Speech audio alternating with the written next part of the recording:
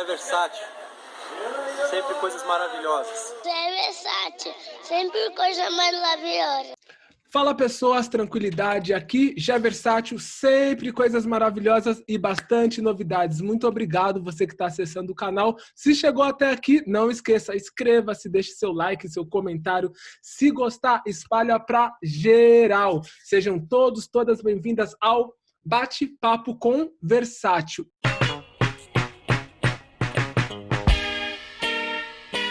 E hoje temos ela que é a professora de música, flautista, senhoras e senhores, todos e todas, com vocês, Élida Olmedo.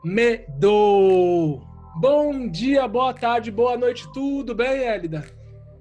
Fala, Gé, tudo jóia, tudo bem. Muito obrigado por estar aceitando o convite e para manter...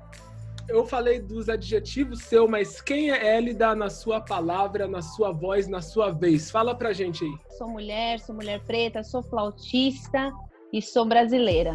Certo. Seja bem-vinda, muito obrigado por estar aceitando o convite. E falando de música, vamos falar de ancestralidade, de tudo. Primeiro passo, a música na sua vida aparece onde, quando? Então, a música aparece dentro dessa ancestralidade, né? Minha bisavó, que eu tive o privilégio de conviver, ela era muito musical, minha avó também muito musical, minha mãe, minha família de uma forma geral, extremamente musical. Nós nos criamos na igreja, que também tem uma tradição musical incrível. Então, eu desde cedo cresci nesse ambiente, onde a música acontecia de forma muito natural. E eu tenho recordações da minha bisavó dizendo que eu já até contei algumas vezes em algumas situações para os alunos, enfim. Minha bisavó, ela tinha essa fala, né, essa história da juventude dela, em que ela desejava tocar um instrumento, aprender um instrumento, e ela não podia nem ver a banda passar, não podia ver as apresentações na cidade, porque mulher não podia fazer absolutamente nada disso. A minha avó também teve vontade de aprender um instrumento e também não pôde. Os irmãos dela tocam, cantam e as mulheres, né, não podiam ser conduzidas também no aprendizado da música. Minha mãe, por sua vez, é uma cantora nata, mas também não se profissionalizou, e aí eu acabei recolhendo todos esses desejos, essas vontades, e fui entrando na música de uma forma muito natural. A princípio não foi para me profissionalizar, era só realmente para tocar bem, tocar na igreja, fazer aquela coisa bacana, porque eu acho que isso é uma coisa que eu tenho muito, que se eu tenho que fazer um negócio, eu tenho que fazer um negócio bem feito, sabe?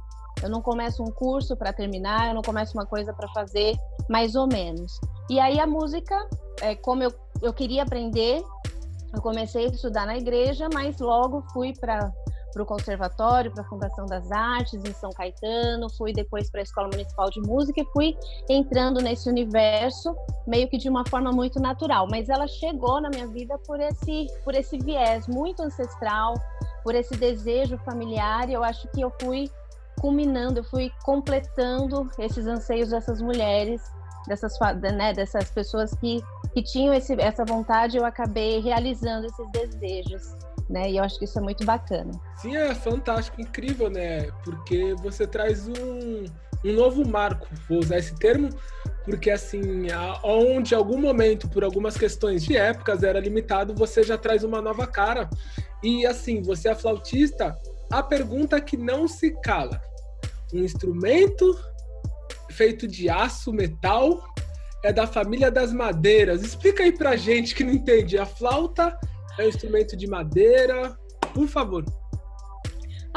Então, eu falo assim para os meus alunos, né? Porque é uma dúvida muito comum, né? Poxa vida, mas se a flauta é um instrumento de metal, por que ela está na família das madeiras? É muito simples, né? As primeiras flautas, os primeiros instrumentos que foram encontrados, a gente tem modelos feitos em ossos, assim, né? A flauta é um instrumento extremamente antigo, mas as primeiras flautas, né, vamos dizer assim, mais organizadas, elas eram feitas na madeira. Então, esse foi o primeiro material em que nós tivemos uma flauta, né, dentro dessa ideia que temos hoje de flauta. E aí, o fato desse primeiro modelo ser feito na madeira, ela pertence a essa família. Hoje, independente dela ser fabricada em outros materiais, ela não perde a família que ela tem. Porque hoje, inclusive, nós temos flautas em outros materiais, tais quais o plástico, ouro, prata. Então, a gente tem vários materiais que você pode fazer a flauta, mas como as primeiras flautas eram feitas na madeira, a gente permanece com essa família. Sim, isso é muito legal. A sua flauta é de ouro ou é de prata? Não, minha flauta é prata. Ouro é... É ouro. É ouro. Isso é importante, falando da flauta transversal. Qual a diferença da flauta doce para transversal? Óbvio, caraca, visualmente... Sim. A gente tem essa ideia, Gé, de pensar que a flauta doce é um instrumento que é um passo para a flauta transversal. Tem muito aluno que chega e fala, eu vou começar na flauta doce para ver se eu vou para a transversal. Não, a flauta doce, ela é um instrumento completo, pleno, ela não é um instrumento auxiliar, não é para auxiliar nas aulas. Ela realmente tem um repertório, ela tem a família dela. Então, assim, a diferença é enorme. A flauta doce é uma família, é um instrumento que compreende muitos outros instrumentos dentro dessa família. E ela não tem, de forma alguma, alguma codependência da transversal, elas se relacionam. Elas pertencem a famílias diferentes, todas têm a sua importância e a sua relevância. E é porque todos nós crescemos, a maioria das casas, a criança recebe uma flauta doce como se fosse um brinquedo, né? A gente vê isso em várias situações. Sim. Eu acho que isso acaba facilitando a gente, essa ideia, né, do instrumento ser um brinquedo. Não acho, eu particularmente não acho isso ruim, porque quanto mais acesso a gente tem aos instrumentos, melhor. Eu acho muito incrível quando o aluno chega já tocando uma flauta doce, já sabendo alguma coisa. Acho isso fantástico. É só realmente entender que ela, depois que você entende, começa a estudar a flauta doce, ela é um instrumento pleno, ela não é, de forma alguma, um instrumento que vai se complementar à aula da flauta transversal ou a flauta transversal de uma forma geral. Mas essa acessibilidade que a flauta doce tem, eu acho isso fantástico, porque realmente permite que todas as casas você tenha lá um instrumento, um contato com a música. E eu acho que isso é importantíssimo, a gente viabilizar e facilitar o acesso a esses instrumentos, né? Então eu acho nesse ponto ela é muito legal. Sim, que dá em várias casas. Brinquedo, alunos. Você começou a dar aula em que ano? Quando foi esse início? Caraca, Gé, como eu comecei a dar aula, acho que meio que por uma necessidade, né? A maioria dos professores, eu não sei se partilham desse mesmo início, mas assim, o que acontece? Eu comecei lá na igreja, né? Como eu já falei, aprendendo na igreja. E aí, um tempo depois, eu conheci a Fundação das Artes em São Caetano, que inclusive é uma escola incrível para as artes. Você tem lá a dança, o teatro, a música, enfim. E aí eu paguei, era uma escola paga, né? Na época eu me lembro que era em torno de 70, 80 reais, que na época já era um valor super alto, né? E eu precisava, de alguma forma, também chegar lá, porque eu sou de São Bernardo, essa fundação era lá em São Caetano, então também tinha o transporte, enfim. O que acontece? Eu consegui a bolsa na Fundação das Artes, mas ainda tinha a coisa do transporte. Então eu comecei a dar aula na igreja para os alunos que estavam 6 meses, né, no semestre depois de mim. Então eu entrei, 6 meses depois eu já comecei a aprender. Como assim? Se eu aprendesse uma lição aqui hoje, na outra semana ensinasse. E aí eu fui entrando nesse processo. Então a educação ela já entrou na minha vida desde sempre, assim, e era para pagar o transporte, né? Porque eu consegui a bolsa, mas tinha que pagar o transporte para chegar lá. E aí foi isso.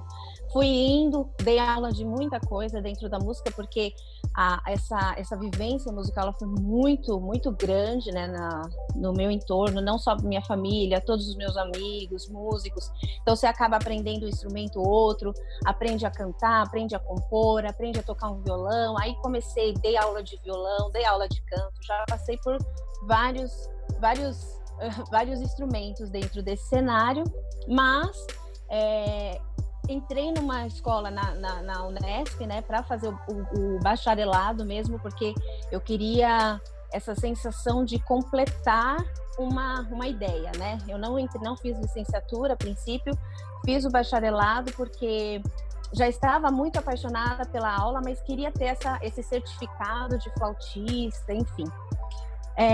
Só que fui conhecendo a metodologia Suzuki, fui conhecendo métodos, fui conhecendo professores, ideais dentro da pedagogia, e hoje eu acho que isso é o que mais me chama, mais me completa, é o educar. Assim, eu sinto plena satisfação quando o meu aluno completa um exercício, quando ele consegue, é a mesma satisfação como se eu tivesse completado aquele exercício, tocado bem aquela nota, assim. Então eu acho que isso me completa de igual forma. Sim, e o importante, como você deixa bem claro, é a questão da sua entrega e o retorno, no caso que é o aprendizado Sim. das pessoas, enfim, dos alunos, porque a gente vê o momento que você aprende na igreja e, consequentemente, você busca galgar outros lugares no mesmo universo. Quando tem esse retorno, no caso, você investe no aluno, por mais que seja uma contratação, algo voluntário ou não, mas é um retorno, isso é muito gratificante. Nossa, isso é incrível. Sim. Como que você enxerga o cenário hoje para músicos, instrumentistas no nosso país? Como que você enxerga isso? A gente está vivendo uma situação bem complexa, né? Eu acho que no sentido dos músicos, né? Porque eu vejo em duas áreas, né? A educação musical, porque é um ponto e é uma coisa muito, muito diferente, e a música, a arte de uma forma geral. Eu acho que em ambos os casos a gente precisa ter em mente que a gente precisa se reinventar. Você está aqui, você é um artista, você está se reinventando. Eu estou aqui, eu sou uma artista, eu sou professora e eu estou me reinventando. Essa é a hora e eu acho que essa é a palavra. Se a gente não tiver essa ideia, se a gente ficar sempre nas mesmas, porque eu acho que é isso que eu gosto muito da educação, Jé, que a educação ela não é parada. Eu aprendi de uma forma, mas não é desta forma que eu vou ensinar ao meu aluno. Por quê? Porque mudou. Eu não tinha os acessos e as tecnologias que eles têm hoje. Então, como é que eu vou dar a mesma aula de 15 anos atrás para um menino que tem todas essas acessibilidades, que tem outras vivências, são realidades diferentes? Então, a educação, ela não para. E a arte, de uma forma geral, não pode parar. Essa realidade está aqui para isso, para a gente entender que a gente vai precisar se reinventar, se redescobrir e prosseguir, assim. Então, eu acho que esse é o caminho. É o caminho da gente não ficar meio que parado, tentar criar novas possibilidades. Na educação, o que eu vejo é que a gente corre muito o risco de perder algumas coisas que já tínhamos, de perder algumas coisas que já estavam um pouco mais organizadas. Então, nós precisamos cada vez mais tentar acessar e não deixar que isso aconteça. É um momento realmente de luta na educação, da gente buscar outros olhares, outros climas, entender que são realidades diferentes, cada um tá tendo vivências desse momento de uma forma muito diferente. E na arte, eu acho que é isso, assim, a gente tentar, sabe, não ficar parado, né? Tentar correr atrás, que foi sempre isso, né? Foi sempre assim. É que eu acho que isso agora tá em todos os níveis, né? Mas se a gente for pensar o quanto você não deve ter corrido atrás, o quanto eu não corri atrás para conseguir, né? Só o fato de, por exemplo, eu morar em São Bernardo e ter que correr para São Caetano, eu levava 2 horas para estudar. As coisas nunca vieram fáceis, né? Nunca foi fácil, mas agora a gente precisa, agora está muito explícito que ou a gente corre atrás ou a gente corre atrás. Certo? E assim, a gente vê numa visão ampla, porque assim, tem gente que às vezes não entende. A gente que vem do universo da música, lidar, hoje eu acredito, eu particularmente menos.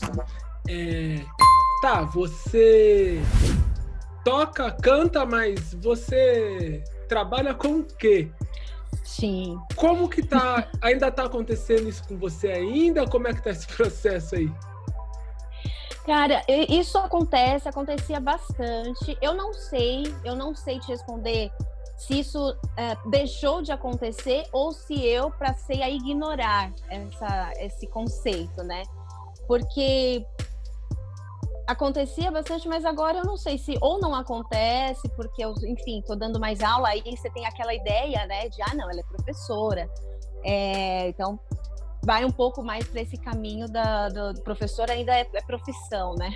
Ainda, né? O músico da noite, ou enfim. Músico já não é, mas já não é. Então eu não sei se isso parou um pouco porque eu fui seguindo mais pro lado da educação musical ou se realmente eu passei a ignorar, sabe, esses termos, essas ideias, né? Se me blindei dessas ideias, assim, que por sinal são bem ridículas, né? Sim, e chata. Chega uma hora que a gente sabe. Porque Cansa. a gente vê que a arte, além de proporcionar várias coisas, gera emprego, gera renda. Um exemplo, às vezes as pessoas vê muito mais o artista, enfim, o artista A, B, C, D no palco, mas ali por trás tem muita gente trabalhando, né? Hoje a gente vê, a gente sabe, hoje eu falo no tempo atual e, enfim, sempre, um teatro pode ter uma pessoa cantando ou tocando, mas para manter aquele ambiente limpo, são profissionais.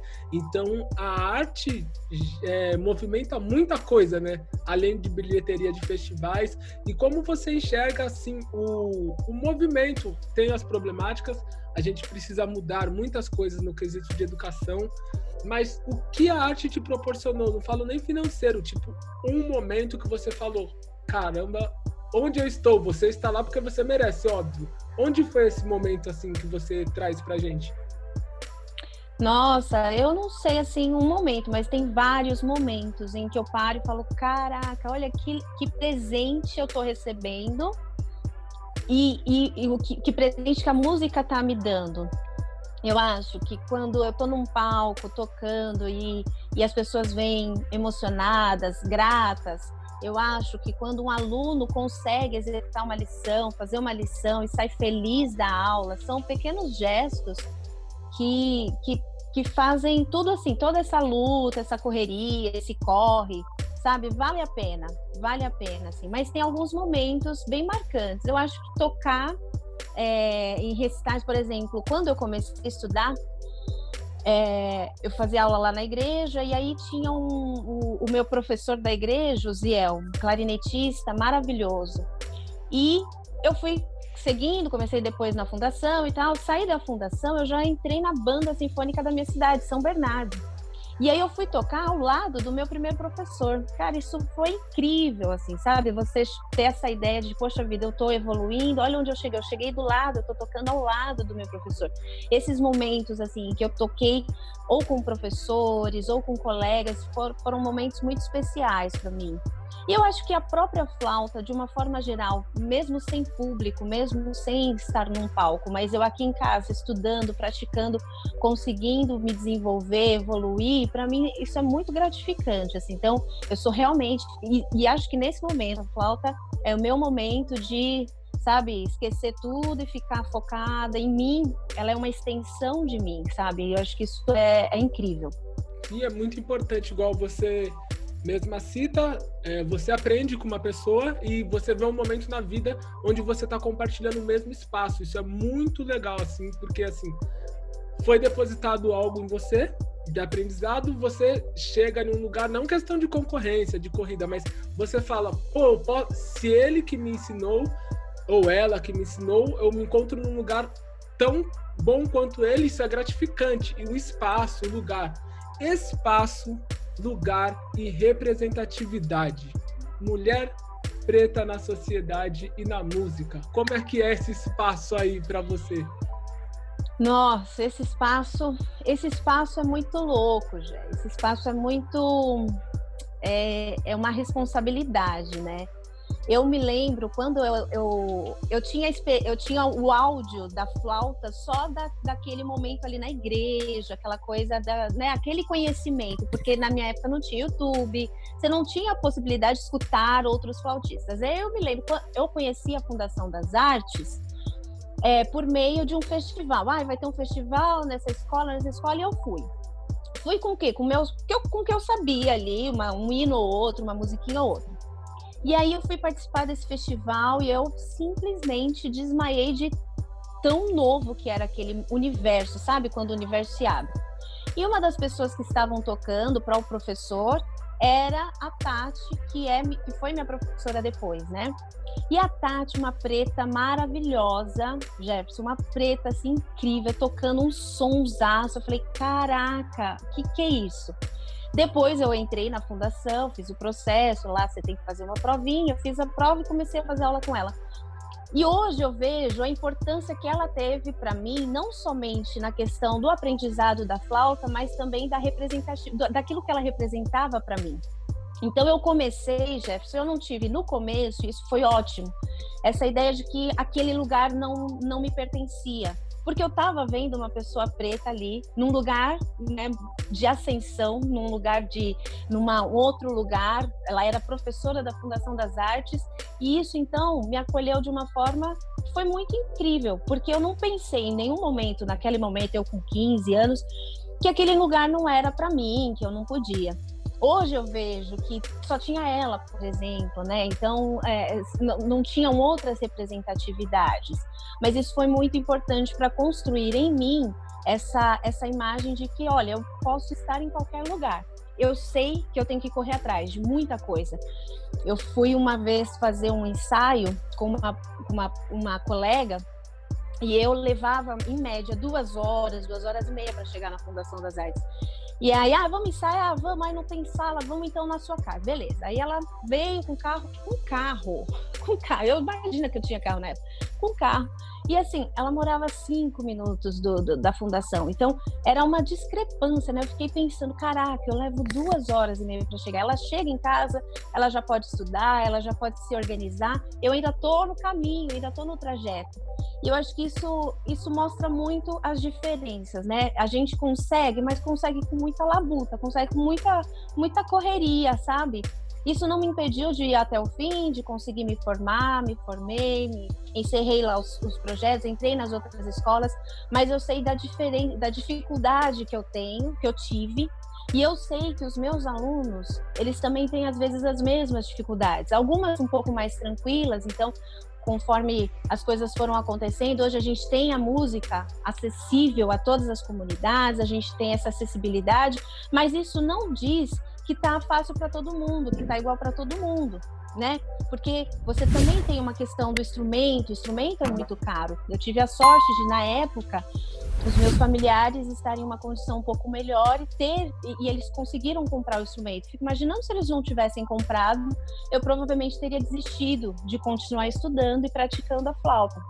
Então, tudo isso vai importando. Mas eu sei que em alguns momentos eu tive essas representatividades e que essas representatividades, elas me ajudaram a não me colocar numa situação de, puxa vida, isso daqui não é para mim. Isso aqui não dá para mim. Não, eu fui me jogando, fui indo, mas eu entendo muito bem das dificuldades e do quanto isso não é igual para todo mundo. Não é, e porque não é mesmo, né? Não é igual. E eu fico pensando, a música erudita para nós é ainda uma coisa que não tá natural, né? Imagina, você tocar flauta em orquestra, em bandas sinfônicas, não é para qualquer um, né? Então, ou seja, não é para você. E aí eu tento, assim, como eu tive um dia a imagem da Tati, da minha professora, eu tento ser essa imagem de que não, a gente pode tem mesmo que acessar tudo, tem que ocupar. Meus alunos adoram essa coisa. Vamos ocupar, gente, vamos ocupar. Tem que ocupar, Jé. Então essa é a ideia.